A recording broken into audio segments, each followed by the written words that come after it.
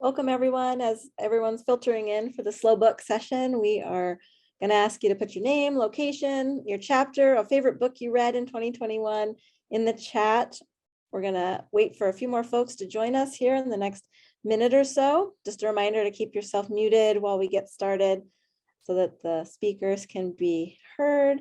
Feel free to message in the chat throughout the session as well. We have our communications director, Brian, on tech today, and he will definitely be monitoring your questions there.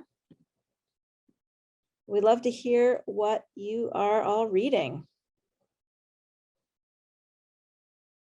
We're going to talk about so many books today and talk about all of the plans for 2022 and get some great ideas from all of you.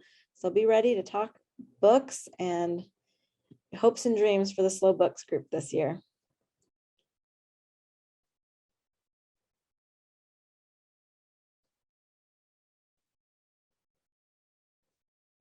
Crying in H Mart. Yes, it's nice to see what people are putting in the chat. That was on the Slow Books list. We're going to talk about where the list is found today, but that's so nice to see some of people on our network reading through the list. That's great. Make the bread, buy the butter. That sounds like a great title for a slow food book. Wonderful. All right. Keep entering your name, location, and a chapter if you're affiliated with it, and a favorite book you read in 2021 in the chat. We'll get started here in a couple, like a minute. How about one more minute? Then we'll get started with our Slow Books Leadership Committee.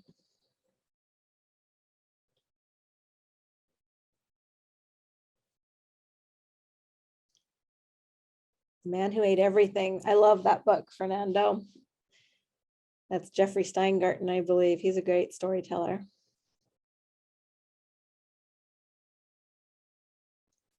Wonderful. All right, feel free to keep adding stuff to the chat. We'd love to have all your book suggestions. That'll come into play a little bit later in our session. But I want to go ahead and get started. Thank you so much for coming to the Slow Book session here during the Leaders Summit for Slow Food USA.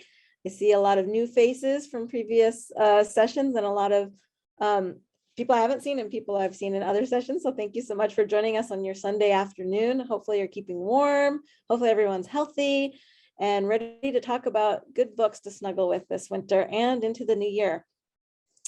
As I mentioned, as you were filtering in, let us know who you are. Put your name, your location, if you're affiliated with a chapter, which one that is, and a favorite book that you read this past year so we can get to know each other a little bit. Just a reminder to keep yourself muted to cut down on background noise, and then just feel free to message in the chat. Brian's on staff here to make sure your questions get answered. There will be a lot of links shared today, so monitor your chat window so that you can definitely hit all of those things. And Brian, you have your hand raised. Do you have a question? I was just waving at everyone to say, oh, hello. Yeah. You can wave at people. You can use your little, I guess there's reactions down there. You can heart things and clap at things. It's good to see you all here today. Well, let's get started. We have the 4 members of the Leadership Committee for Slow Books that have been doing such great work cultivating and curating the Slow Books Committee for the past year. I'm going to let them introduce themselves, but we're so happy you're here. Let's get started with Tammy. Hi, everyone. I was happy to see Cinnamon and Gunpowder on the list of books. That's one of my favorites. I'm Tammy from Albuquerque, New Mexico, and our chapter, unfortunately, is a little bit defunct at the moment, but I'm happy to be part of the Slow Food USA Slow Books team to continue my journey with slow food, and hopefully we'll reform our group soon. But yeah, I'm just happy to be here, and we started this group just thinking that it would be good to have a place to put a list of books for slow food chapter book clubs, and it's morphed into more than that, so that's exciting. Thanks. Awesome. Katie, take it away. Hello, I'm Katie. I'm sorry, I have a barking dog in the background. Hopefully you can't hear that too much. I'm from Chicago. I was a chapter leader on the Slow Food Chicago board for 5 years. And then right as I was wrapping up with that, the opportunity to join Slow Books came up, which was great because I had actually just completed the year prior my master's in library and information science. So I am a certified book nerd. I have the degree to prove it. And it just was kind of like a natural continuation of my experience, my slow food journey. So happy to be here, happy to talk books with you all. And yeah, that's it. Thank you so much for being here, Katie. Cedar, why don't you go next? Hello, I'm Cedar. I use she, they pronouns. I am coming to you from Moaning Wanakaning, which is also known as Madeline Island in Wisconsin. And I'm affiliated with the Slow Food Minnesota chapter. We all kind of share a bioregion. And I got involved with Slow Books just because I saw the cool things that Tammy and Katie were doing. And I also love to read. And thought it would be a really cool way to get involved on a national level with Slow Books. And it has been. It's led to a lot of really, really fulfilling and nourishing, I guess, engagements with on the national level and with other chapters. So highly recommend it. We're so glad to have you on board, Cedar. And Margaret, who's up here in Vermont with me, we're shivering away in the cold winter. I know. So I'm Margaret Woodruff. I am been involved with this crew for a little over a year, I guess, and they welcomed me with open arms, and it's so great to be part of this and share ideas about food and books. I am also a librarian. I'm the director of the library in my very small town here in Vermont. And I think food and books is the best combination. So so glad that you all are here to talk about books with us today. Thank you so much, Margaret. We've been so lucky to have you for helming the Slow Books this year and curating such a lovely list. We're going to get started talking about what we've been up to this past year. And I believe Katie's going to take it from here for a bit. Katie, just let me know when you'd like me to advance slides. Sounds good. Thanks, Mara. Yeah, so now you know who we are, but what is Slow Books and what do we do? So you can actually find us on the Slow Food USA website, since we are a committee operating under Slow Food USA. You just go to the network menu and there's a drop down for Slow Books and you'll be taken right to our page. Our official kind of mission statement is that we create curated lists of books and resources that speak to slow food values. And we hope to connect readers with food writing that inspires thought and discussion about the food you love, diverse food cultures, historical foodways, food justice, and the joy of eating. Like Margaret said, food, books, sold. What more do you need to know? So we're relatively new. We're not even 2 years old yet. We just started around April of 2020. Tammy was our first official founder. I joined shortly after. We a few months in set up a affiliate store page on bookshop.org, which is kind of the alternative to shopping online through Amazon. It supports local bookstores, kind of creating that counter culture. So we have a bunch of great reading lists that we host on the bookshop store. And then we got our hands dirty right away. We kind of took a pulse of what was going on in the world at the time, and Slow Food USA came to us with an idea that, let's commit to saying that our network is going to engage in a read of how to be an anti-racist. So we announced it.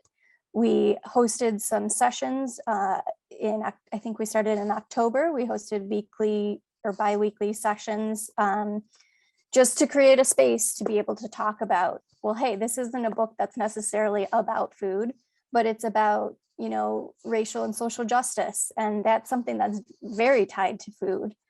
So why don't we create a safe space to have some of those conversations to tap into? And then we rounded out our first year partnering with the independent publisher Readers to Eaters. Philip Lee is actually a friend of Slow Food. And he partnered with us on a great giveaway. We did some kids books that were about different food topics that we were able to give away to a raffle winner. And then in January, we welcomed our 4th curator. That's Margaret. Cedar actually had joined us, I believe, in the middle of the year prior. So here we doubled the number of curators we had engaging in the Slow Books Committee in less than a year, which is always exciting because, as you know, we are volunteers. Slow food is run on volunteer power. So the more people we can have involved, the more that we can do. So we're glad to have a small but mighty team of 4 people now. And then something that kind of came out of doing the network-wide read of how to be an anti-racist was we knew we wanted to provide resources for people to be able to have these book discussions, and even just creating, like I said, creating space for conversation for topics that you might not broach otherwise.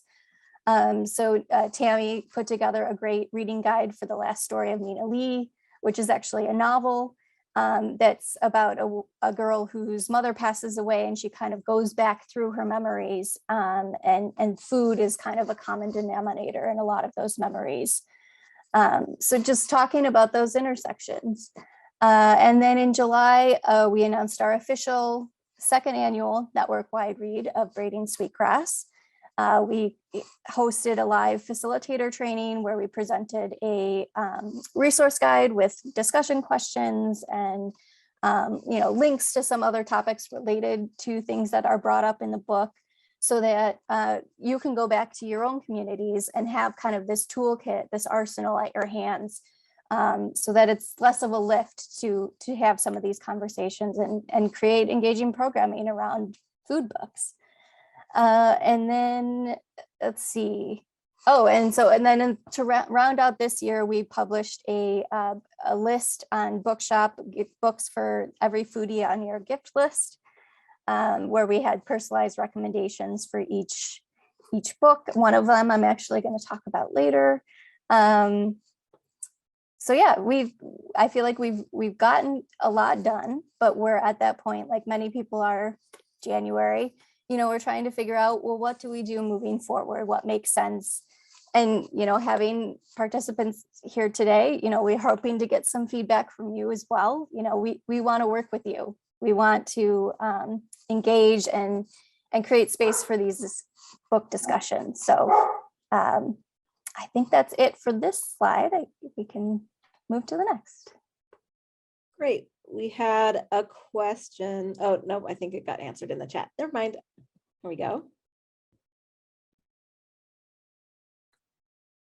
Yeah, so a little bit of what we kind of talking about our timeline is, how can you engage with us? So first of all, send us your book suggestions. I was jotting down a bunch of the things that we've already put in the chat, some reads that I haven't personally gotten to that I'm excited about, and that, as a team, Slow Books is excited to put forward. We have kind of a policy of adding stuff to the bookshop on a quarterly basis. So you can always send recommendations. We have a Airtable form on the website where you can send us something. You can always email us. Our email is books@slowfoodusa.org.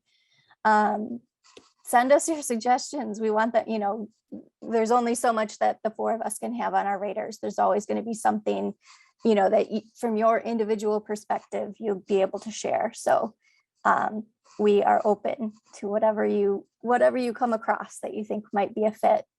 And then, another way you can engage is purchase books from the bookshop site. Any title that gets purchased from our specific store on bookshop.org actually goes to the National Resilience Fund. So we were lucky the last year and a half or so, we were able to raise a little bit of extra funds for that.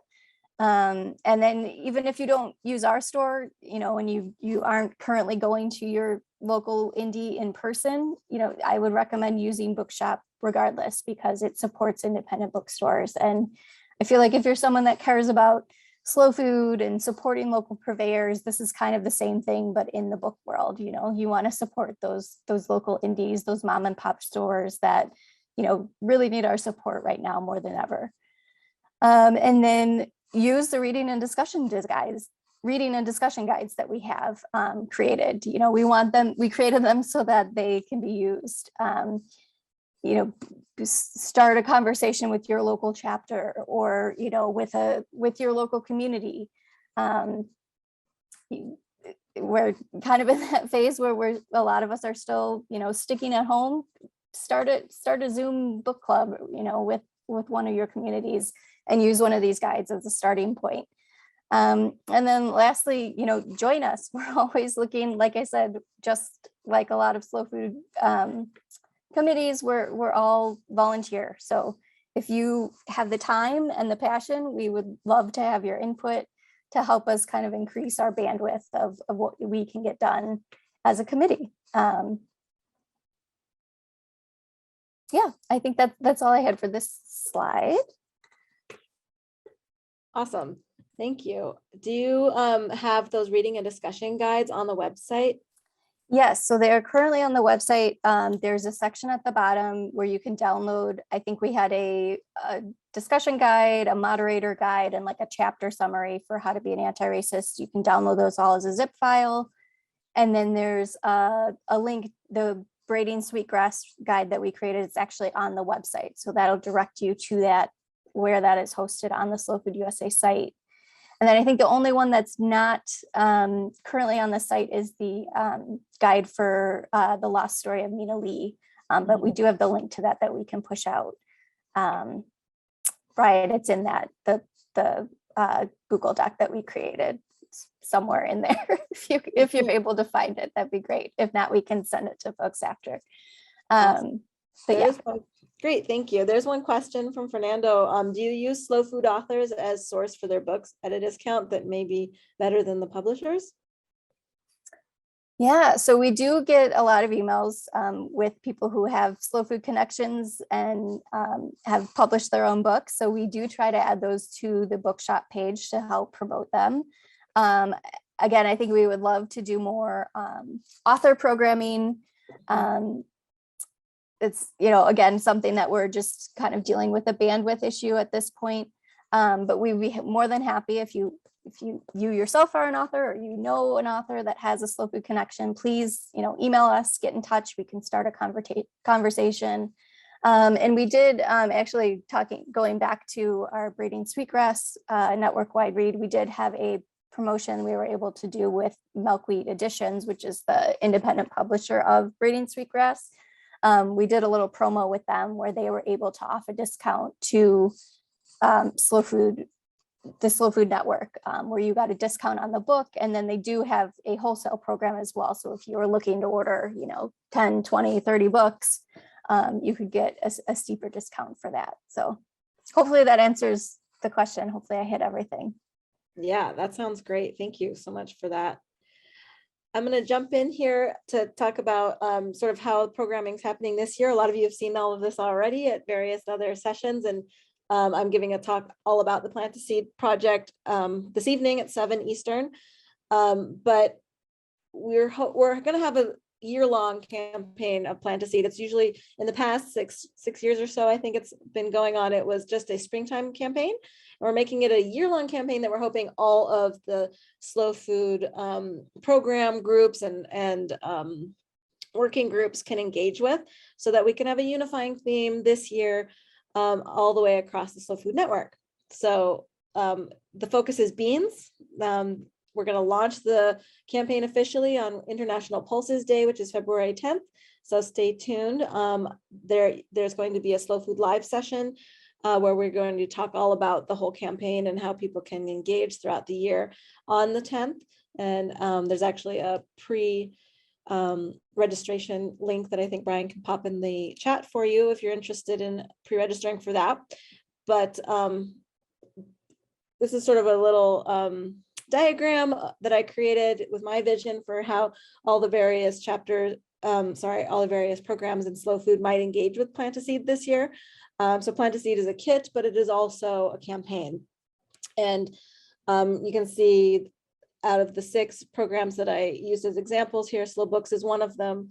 And one of the ways they might use beans in their programming this year might be with narratives around beans, might be cookbooks, maybe I'll coax them to do blog posts. These are just suggestions about how these various slow food programs might engage with the theme.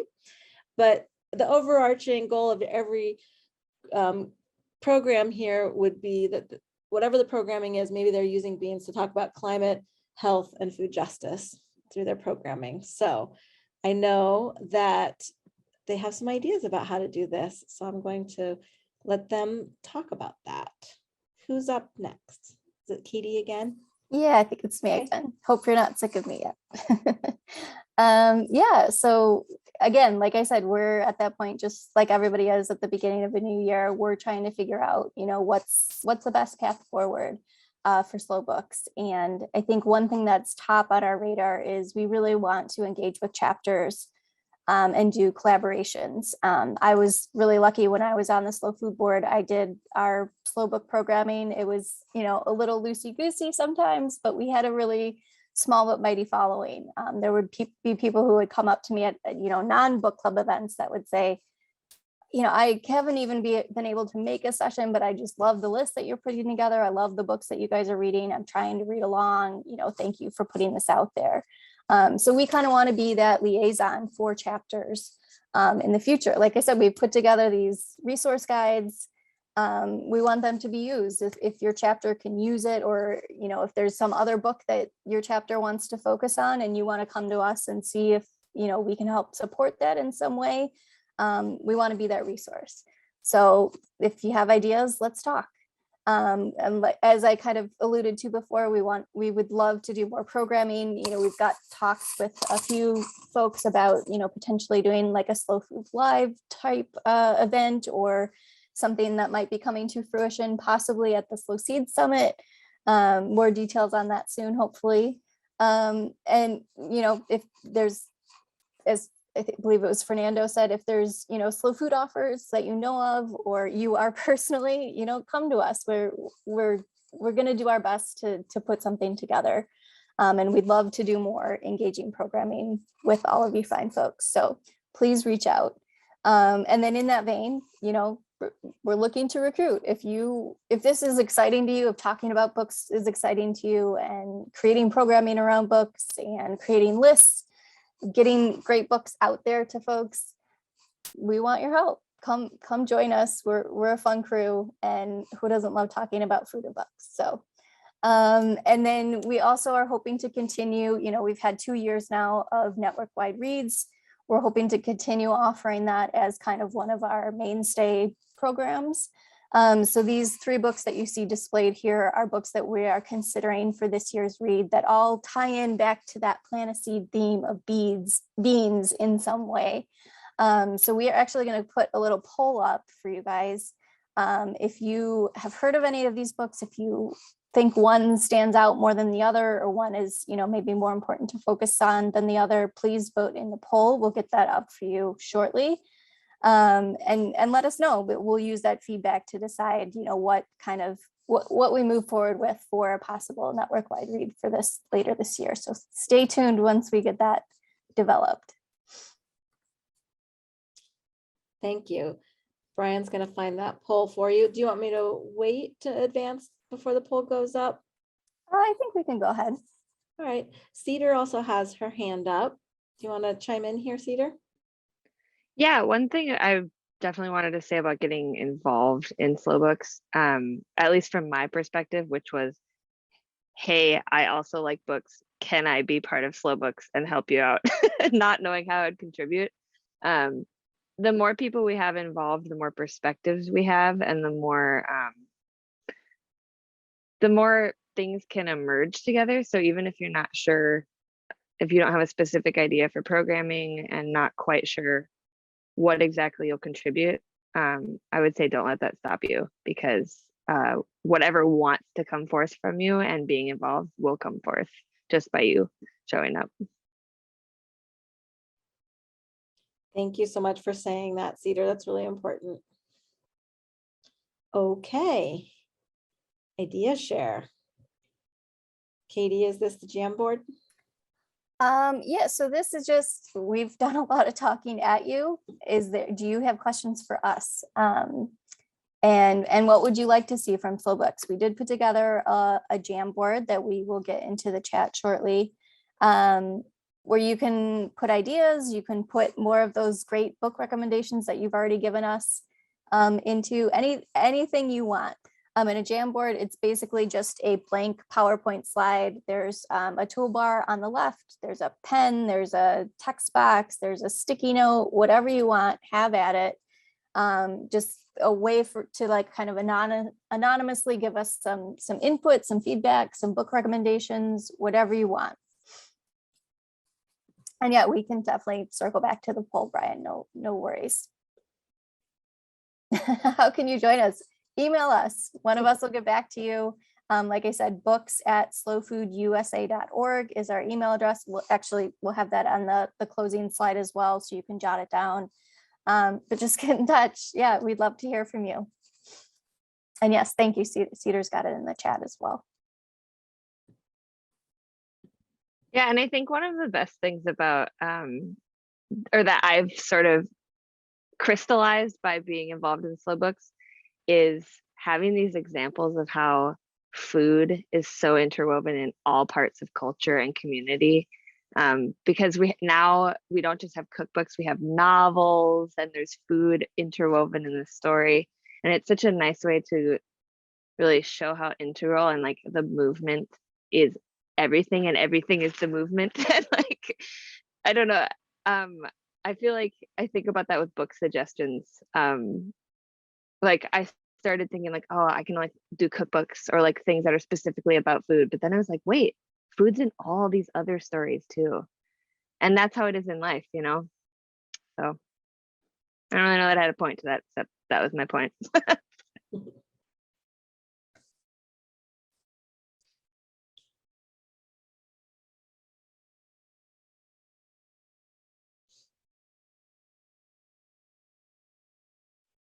Yeah, feel free to drop some book suggestions in the Jamboard or pop them in the question or in the chat, and we'll pop them onto the Jamboard for you. The Jamboard's helpful for us because that's where we can collect everything in one place, and then the books committee can go back at a later time and be like, well, what did that person say on the Jamboard? And like, we don't have to remember, it's written down. So anything that you can put there would be really helpful. Yeah, a list of slow food published works. So yeah, our network is full of authors. It'd be really nice to have them curated in one place. Would it be possible to, I think that was a question in the chat, to have a curated list of just Slow Food Network authors? Okay, thanks. Yeah, Yeah, I I was think sort of that's wondering what that meant. I was wanting to answer that question, but I was a little unclear. That's a great idea. Yeah, and like I said, I know that's something we've been approached a couple times, just in our email from folks who are connected to Slow Food in some way and have new books coming out. So we've popped them into the bookshop somewhere, but maybe we create a separate list that just highlights those fine folks, and some of those people who have connections to Slow Food directly. I know Slow Food International, I believe, has kind of like their own publishing arm almost, and you know, we're not quite there yet, but you know, maybe that's something to aspire to just by highlighting some of those people. So great idea, keep it coming.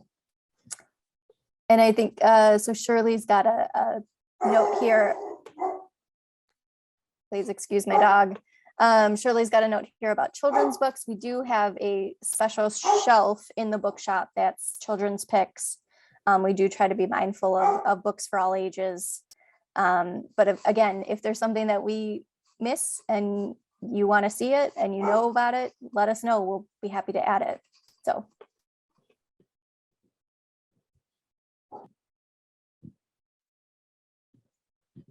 Yes, there's an Arc of Taste book that has just been picked up by a publisher, being put out by David Shields, one of the Southeast Arc of Taste committee chair, and you know, amazing author in his own right.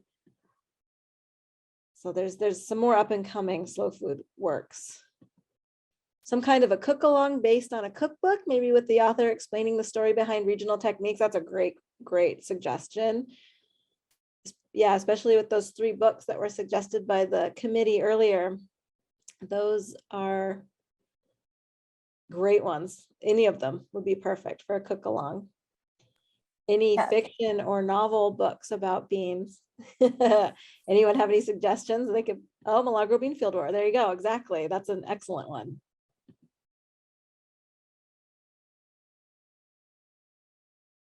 Any? There's a couple more coming through in the chat. We'll get them on the Jamboard here in a moment.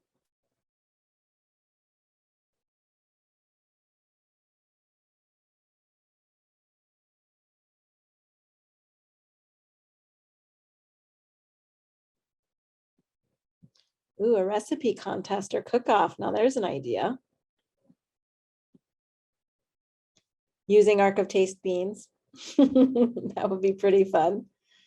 Cedar, did you have your hand raised or did you just not take it down from before? I just didn't take it down, but I also love that idea, like Iron Yep. Chef with Arc of Taste ingredients. Oh my goodness. That sounds like a TV show we could have. A Slow Food Live cook-off session, head to head.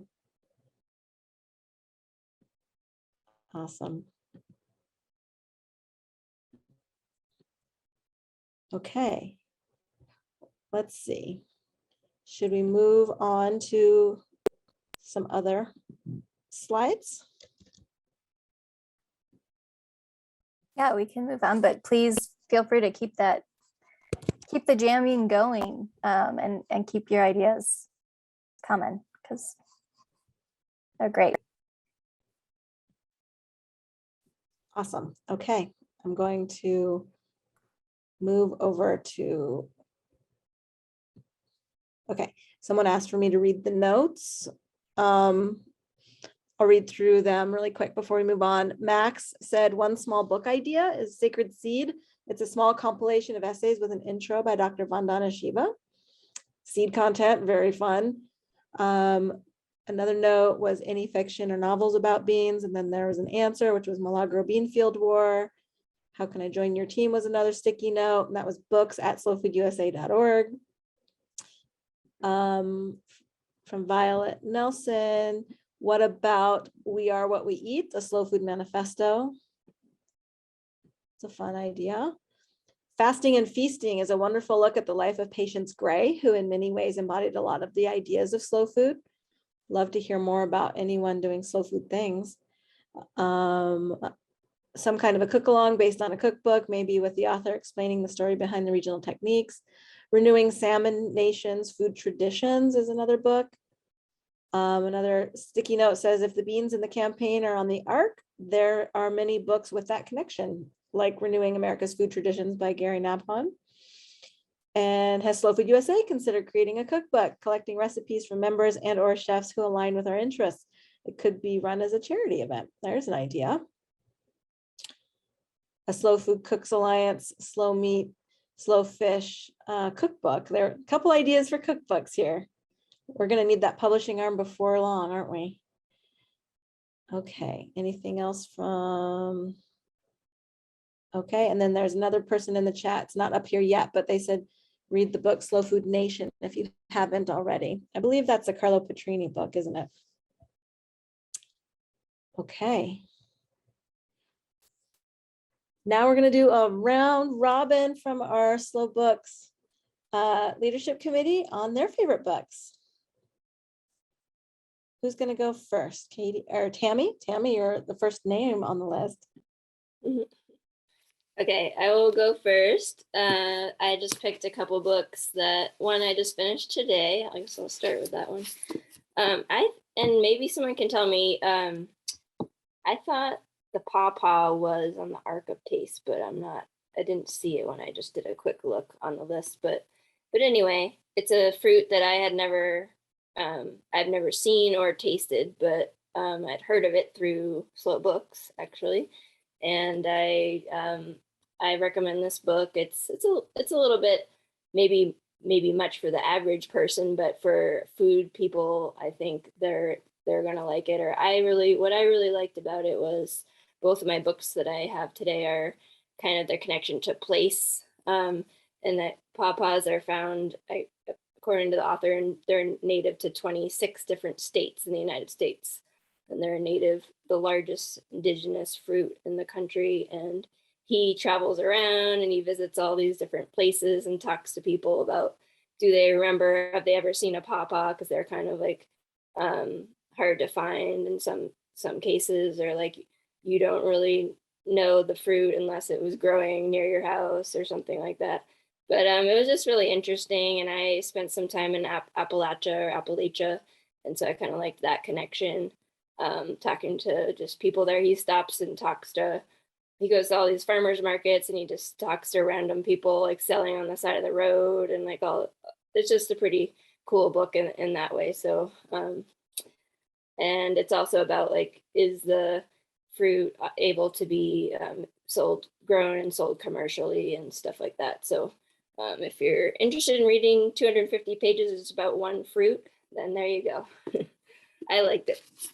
And then my other book, you probably heard of it because it's been out there, but I just wanted to mention it because it was really probably my favorite food book of the year. And it's not only about food, but it's called, and sorry, I didn't really say the full name of the last one, Pawpaw in Search of America's Forgotten Fruit by Andrew Moore. And then this one is From Scratch by Tembi Locke, who's an actress, a soap opera actress, I believe. But this is about it's a memoir, and it's about her marriage, intercultural and interracial marriage. Her husband's from Italy. She's an African-American woman. And so it's a lot about race and that. And then, but also he has a terminal illness. So it's about her grieving, but the food part is her connecting with her husband's family in Italy. And it just reminded me of this really small village in Spain that I visited a friend in for a few weeks, and it was really beautiful. And they're making food, and they're doing some like eating together and stuff like that. That's set maybe more of a food adjacent kind of book, but I think it would count as a food memoir. So that's my second recommendation, second and last. So, thank you. Thank you so much, Tammy. And I wanted to just say hashtag TBR means to be read, in case you were wondering in the slide there. Cedar, how about your recommendation? Yeah, I just asked what TBR was, to be read.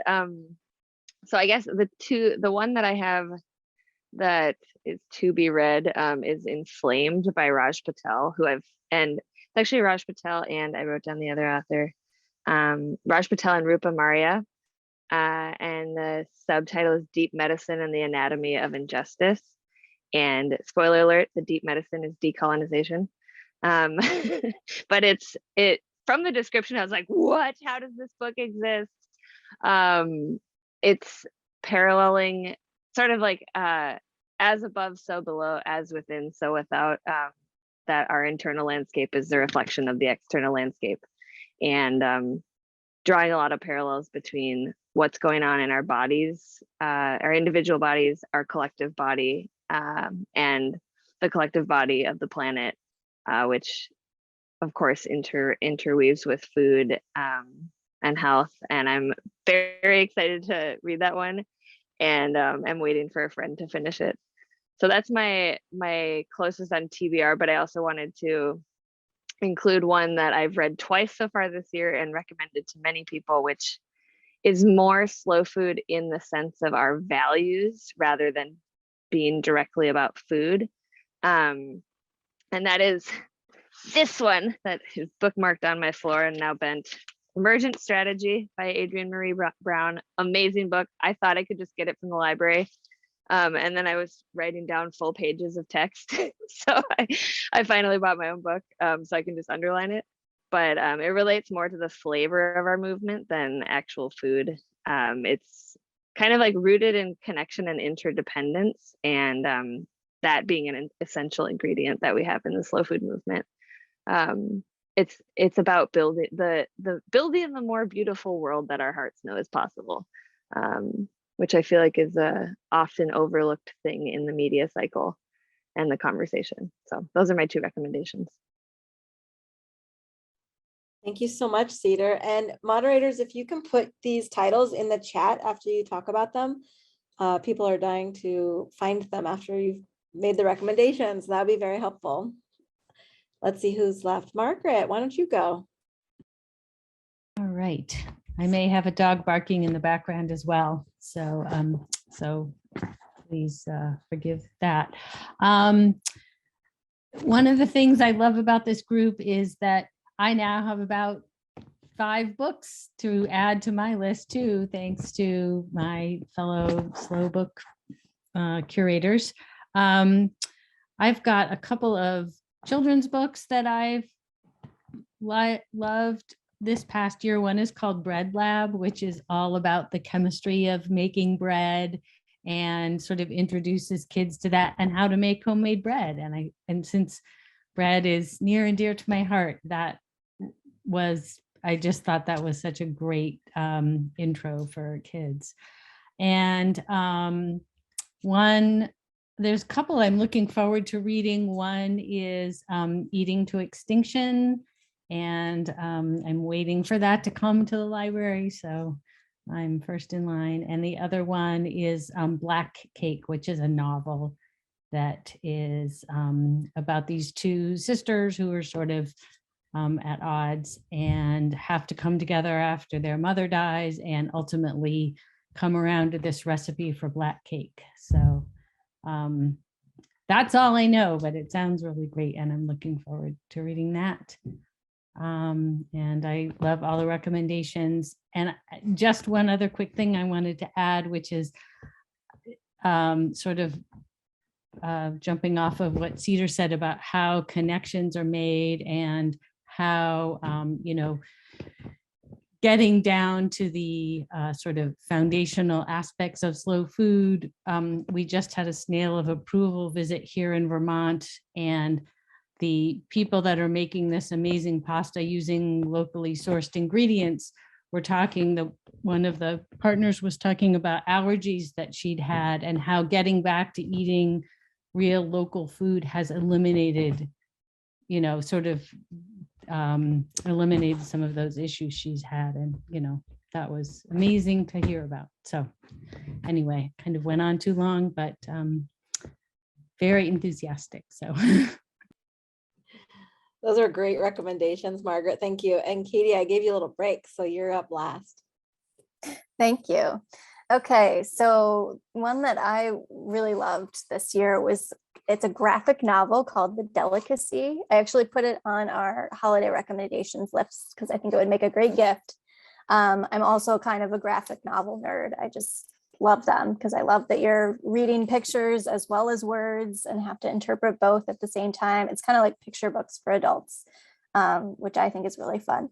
But this book is about 2 brothers who live in Scotland, and they find out that their uncle has passed away and they've inherited his estate. And they go to the estate, and the one brother is like, this would be perfect to create a farm. We can just grow food. This is what I've always wanted to do. And the other brother is like, oh, great, you grow the food. I'll open this super swanky restaurant in London and we'll be super successful and it'll be awesome. Well, they discover while the one brother is growing the food, they find these really rare mushrooms in a forest part of the estate, of part of their land. And they put them on the menu, just oh, whatever, sure, we'll try them, we'll see what happens. And people go nuts for them. And so the other brother gets kind of greedy and is like, people love this stuff, we got to open up 3 more restaurants and Anyway, it's this really fun tale. You get swept up in it. And it speaks to slow food in that, the one brother is very, his value is, I want to live my life how I want to grow food. I want to grow it right. I want to, grow it myself, let it take time. They get to a point where they almost run out of mushrooms, and that creates some tension between the 2 brothers because, the other one's like, the mushrooms are our thing, we got to keep going. Anyway, it's super fun. Definitely pick it up. There's kind of a scandalous twist in the end. I'll leave it at that so that you can pick it up yourself and find out. One that I am currently listening to is called The Secret History of Food. It actually came, I'm, signed up for the bookshop.org emails since we have an affiliate page with them, and it was recommended on their site when it came out. And I'm listening to it on Libro FM, which if you are also looking for an anti-Audible, anti-Amazon site, definitely use them. They're awesome. They're also kind of like an indie alternative. And I'm glad I'm listening to it because I know Tammy kind of alluded to this with the Pawpaw book. Personally, I sometimes struggle with nonfiction books. And I like history, but I don't read much history. So listening to it is a great way to kind of still be able to ingest it and pick up some of the facts and get dirty, get down and dirty with it. And the first chapter is all about pie. So that's awesome because I personally have kind of a pastry background. So that got me right there. So that one's really fun if you're into history. And then we had also over the summer when we did some of our book recommendations, there was a book for kids called There's No Ham and Hamburger. And so that would be a really great pair if you're, have a kid in your life or, you're a family and you want to read something together. That would be a great kind of like kid version of a food history book to look into. And then one that I haven't read yet, but want to read is Black, White, and the Gray.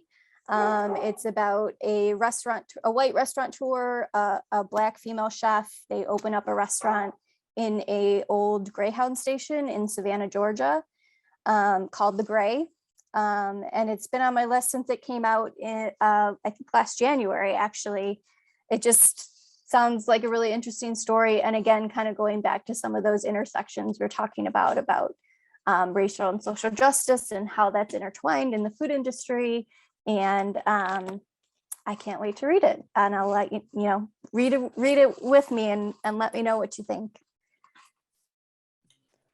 And that's what I've got for my recommendations. Wonderful. Thank you so much. You all are so well read, and I am just inspired to start picking up some more books. I think a lot of folks have added some things to the chat. Maybe they can add them to the Jamboard as to the titles of those books that you're recommending as well. We do have that poll that you wanted to make available. Is this a good time to do that, Katie? Sure. Yeah, that sounds good. And then we also wanted to open it up if anybody wanted to share with us, something that they wanted to hop on the mic or pop in the chat, whatever you're comfortable with. If there's something you want to get in front of us, we yield the floor. Go right ahead. You can either raise your hand or you can just unmute yourself and I will call on you, or you can just make some suggestions. Brian, did you put the link to the poll? I did. Oh, Sorry. I put the link to the poll. So if you click on that menti.com URL in the chat, it'll let you choose from one of the three options that the Slow Books team has been thinking about for a network-wide read-along for this year. And if you have any issues, just let us know.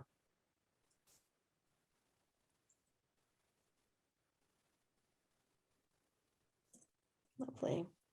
Does anybody have any questions for the Slow Books team that you'd like to ask them while we're all here together?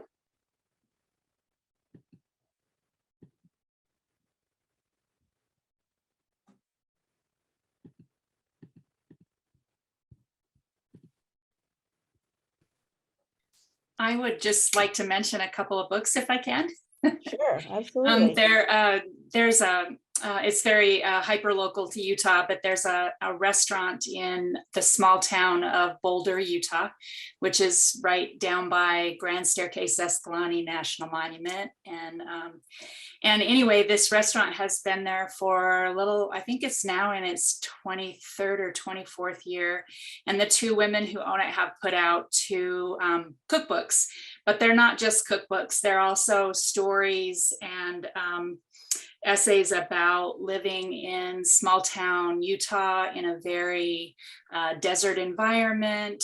They grow most of the food for the restaurant on their farm, and they're just wonderful, wonderful books. The recipes are fabulous. It's an award-winning restaurant, but they're called, I'll put it in the chat. It's With a Measure of Grace is the first one, and This Immeasurable Place is the second one.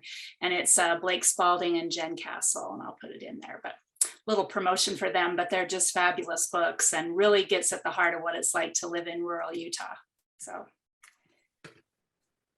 Thank you so much for those suggestions, Gwen. Those sound really interesting. Yeah, they're great. It's always fun to get to know a place through the authors who live there. Anyone else have any things they want to suggest here? We've got. So I put it Go ahead. in the, oh, sorry. This is Rachel Stewart. My camera is not working right now. Sorry. So I put a message in the chat. If anybody knows any publishers taking on additional agriculture books, somebody mentioned milkweed editions, but I looked them up and they're not taking anybody or any submissions. But the book that I mentioned, because I realized I haven't been reading that many agricultural books, and I mentioned The Grapes of Wrath, because I feel like it applies so much with the Dust Bowl, you know, and then everybody having to move and with the drought and everything going on. Plus my grandfather, he was a child on a tomato farm in California, and they saw the Okies have to come in. And he talked about how bad he felt for the Okies, you know, and he was on a Filipino and Chinese farm. You know, so it's really bad. And then with the war, they actually got put in internment camps. My family did. So it's just really crazy just to see the history play out, the climate change that took place, the movements, you know, and just how it's going into the future. So I definitely wanted to mention that and ask that question about the publishers too. Thanks. Thank you, Rachel, so much for your suggestions. That's really interesting about your family and their history in the West there. And that it's eerily resonant today with all of the climate shift that we're experiencing now. There's been a lot of suggestions in the chat for, as far as publishers, Rachel, Chelsea Green Publishing, if you've checked into with them. Thank you. Yeah, you're welcome. That might be a good suggestion. Just scroll back through the chat to find that information. All right, we've got several, almost everybody has voted in the poll. Forager Chef's Book of Flora, Recipes and Techniques for Edible Plants from Garden, Field and Forest from Fernando. That sounds interesting.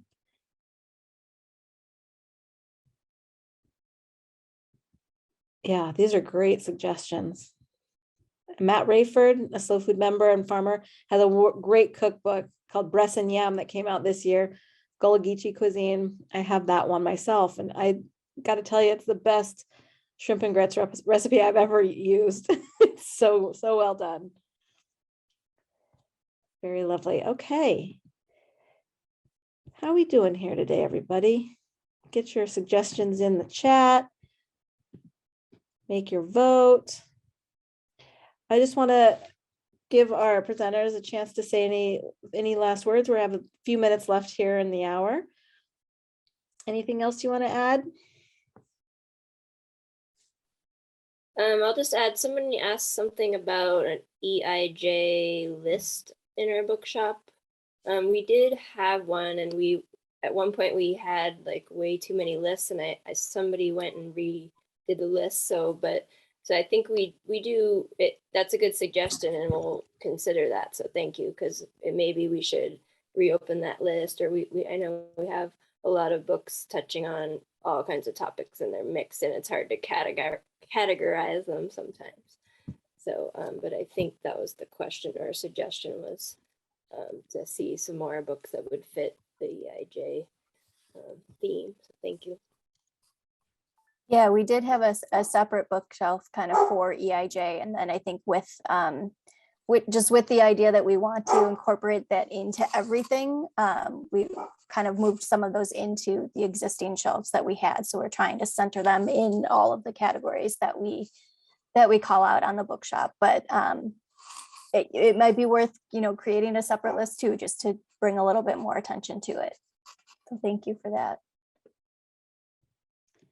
Awesome. Well, I really appreciate everybody taking time out of their Sunday to come talk books and get some great ideas for cozying up with your favorite food books here in the winter season. I know we have a survey that we'd love you all to take before you leave. Thank you, Brian, for putting that in the chat.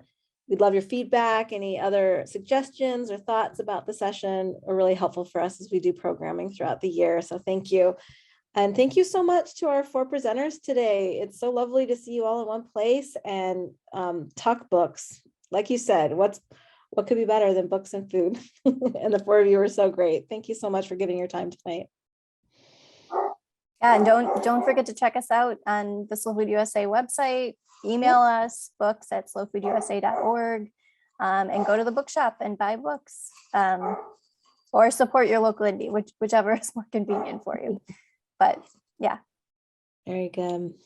I would say one thing, we talked about a lot of books, and I know my list grew by at least 8 things that I want to read, which can get overwhelming very fast because there's an endless number of good books to read. But something that I do to dip my toe into the water of a book before maybe committing fully to reading it is finding a podcast that features the author. And then you can kind of hear their vibe, hear a little bit about the book, and see if it's, really, really for you. So that's a tip. That's a wonderful suggestion, especially, we're all so busy, doing other things. Sometimes it's nice to just listen to a podcast while you are doing other things, but still getting that reading in somewhat, at least learning about some more books. Good suggestion. Okay, everyone, I'm going to stop sharing my screen. Thanks for your votes. Looks like there's a lot of passion for grist. All of them, really. It'll be a hard decision. All right, everyone. Thank you so much for sticking it out. We really appreciate you being here tonight. And we'll see you at the Leader Summit. Don't forget to register for more sessions. Good night, everybody. Thanks, Mara. You're welcome.